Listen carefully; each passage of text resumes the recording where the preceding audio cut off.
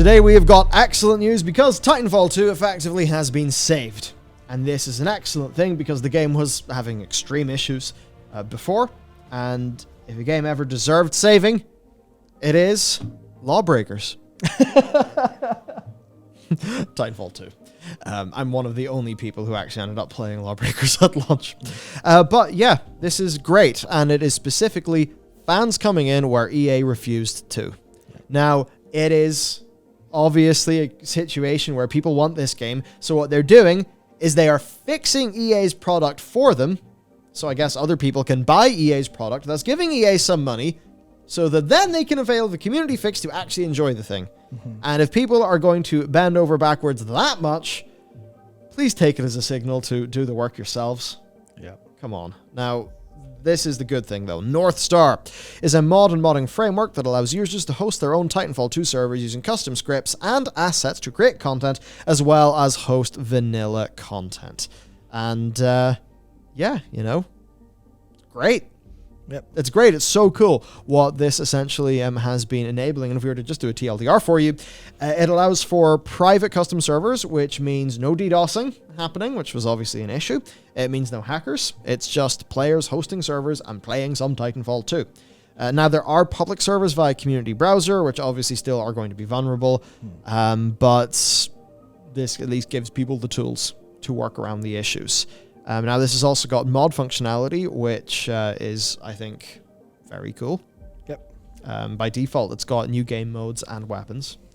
And then also, there are UI and client fixes to improve things and to solve issues of the base game. Like, it's brilliant. There's even this one I loved. Basically, it's a custom mode where it starts by having BT throw you into combat. Now, this isn't just a cool entering the match animation. You have to remember, this is Titanfall 2.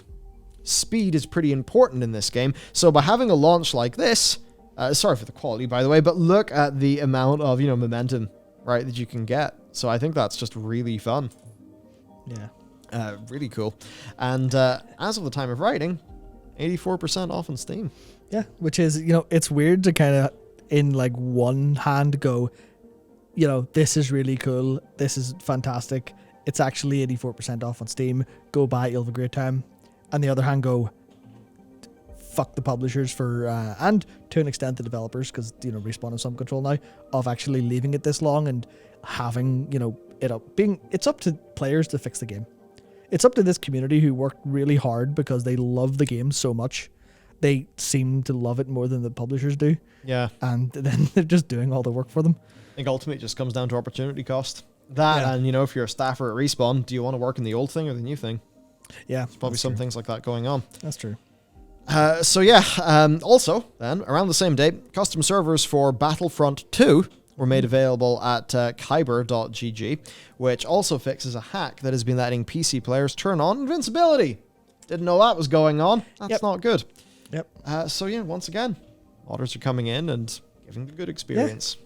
And it's funny to me that basically it was I think it was one day apart. I don't know if it was the same day, but it was, kind of time zone stuff. But basically at the exact same time, two beloved EA games, two beloved EA online shooters that they didn't really care about, seemingly in terms of support, got support from mods or from mods, from modders, from community people. And now the games are substantially better value propositions and people are having so much more fun with them. It is honestly fantastic to see. Yeah, so if you're wondering, well, why the hell is any of this going on? What's happened? Why would EA abandon a game that, relatively speaking, it's not like Titanfall 2 is ancient. No. At all. So Titanfall 2 only had 1 to 2 people working on it.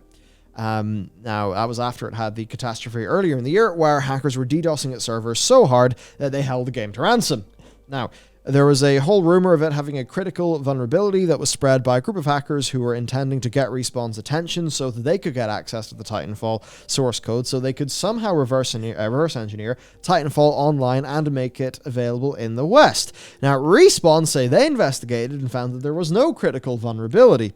What a story to give. Yeah, that was a crazy one. Now, it does have ongoing server issues, but people still do love the game enough to, currently give it an overwhelmingly positive on Steam. That's both recently and all-time reviews. Yep. So it helps that, it's got a great campaign, a really, really good campaign indeed. And the multiplayer is just fantastic.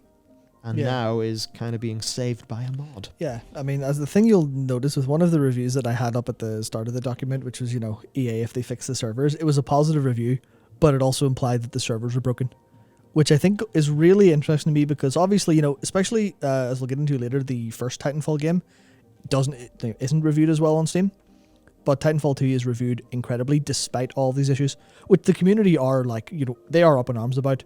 Console players look at Northstar and go, fuck's sake, PC players get to play the game and we don't. That's a bit unfair. But it's still overwhelmingly positive, which shows that people who play it, people who get a taste of it, love it so much that they're not even angry enough to say, no, this is a bad experience. They're just like, this game is utterly incredible, but we can't play it, but we still love it. I have to admit, it is better than the best shooter of all time. Lawbreakers. Yeah, it certainly is. So that's a funny situation with this game too, because it was a little bit screwed on its launch. It was released sandwiched in between Infinite Warfare and, of course, in EA's own release slate, Battlefield 1, which was a massive game. And it's just interesting looking at this PlayStation Lifestyle review from way back on the eve of the game's release. Saying like, hey, State was locked in a long time ago. There's no changing it. We're releasing a game we're happy with. A good game gets noticed. You really would wish it did go down like that. Yeah. I would maybe say that Titanfall 2 is actually too hard to have broad appeal. Possibly, yeah. I think that could actually be a dimension here. As in, it's not pick up and play. And certainly if you go and play that game now, you'll find out it's not pick up and play. The people who play this, in many cases, are absolute gods of FPS. There are few things... Such a hard game. I mean that is something that I mean in a good way, though obviously it can reduce your potential overall market. Yeah, it has... I guess it has like such an extremely high skill ceiling because it's so mechanically beautiful to play that the skill floor over time goes really, really high as well.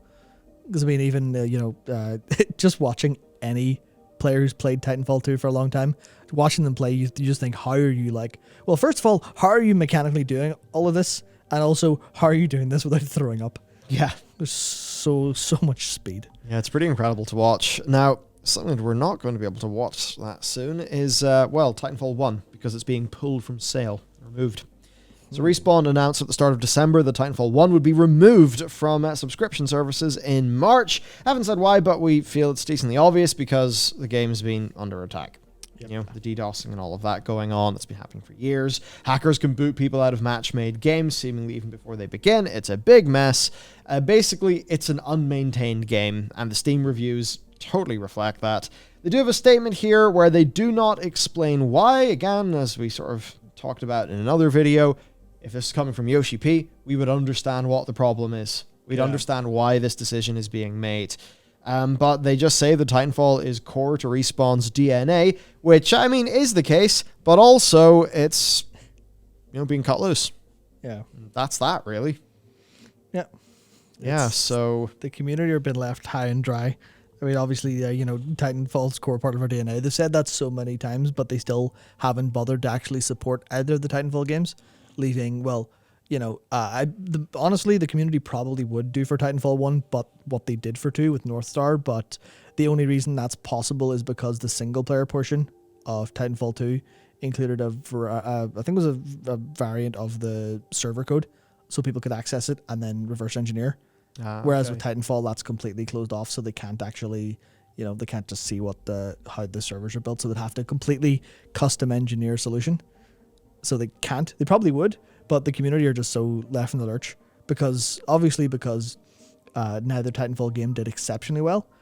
EA's fault possibly because they just left a great game in between two major competing releases, but also Apex is friendship ended with Titanfall. Apex is my new best friend kind of vibes from Respawn, where they're just like, this is the one that makes money. This is the one that EA are happy to let us work on. It is Titanfall, but it's also not, because it's a battle royale, and the mechanics are toned down from the high speed wall jumping stuff. It's unfortunate. It does not have the gameplay of Titanfall. Yep. It's got its own gameplay. It's great, but it's not Titanfall. It's funny. Why do they even bother putting Titanfall 1 on Steam, given that didn't work. It didn't work, yeah. Yeah. Also, Like, for so much of its time when it was on Steam, it didn't work. Why did they do that? Yeah, I don't know. I mean, I think it actually still had the issue. I think they fixed that at one point, but it still had the issue it had on Origin at launch, which was all of the audio was uncompressed. So the game had like 50 gigabytes of audio. And this was, I can't remember when the first game came out, but it was definitely a long time ago. And obviously now people laugh and go, oh, well, I mean, a video game's 200 gig now. What are you talking about? But 50 gig was quite a lot back then. Quite a lot. Yeah. So there you go. Bad news in that EA have kind of abandoned these. Good news in that if you like this, feel a bit more confident now because the community have got you covered. Yep, I think that's great news. Yep, there is now, I mean, obviously, I believe, technically speaking, no, it's the Battlefront 2 one doesn't allow for cracked copies at all, so there's still the issue of, you need to own the game and have the game stay alive by some service. But, obviously Titanfall 2 is on Steam, so if you buy that, that's going to be there forever playable. And now it's playable with community stuff. And that means, in terms of preservation of being able to play Titanfall 2, the world could get nuked, God forbid, and as long as you've got 2 computers in a room, you could play Titanfall 2. Yeah. Which is great. We would both recommend that you do, because Titanfall 2 is an excellent game if you want to play I guess, sort of like an arcade FPS, but with a really high skill ceiling and some extremely fun movement. Just get Titanfall 2. It is a great game. Really great game, especially if you are more there for the mastery loop of gaming rather than, getting the progression and the rewards. You can just jump into this game and have an absolute blast. So yeah, Titanfall 2 is awesome. The community have saved it. Thank you, community. And we will see you next time.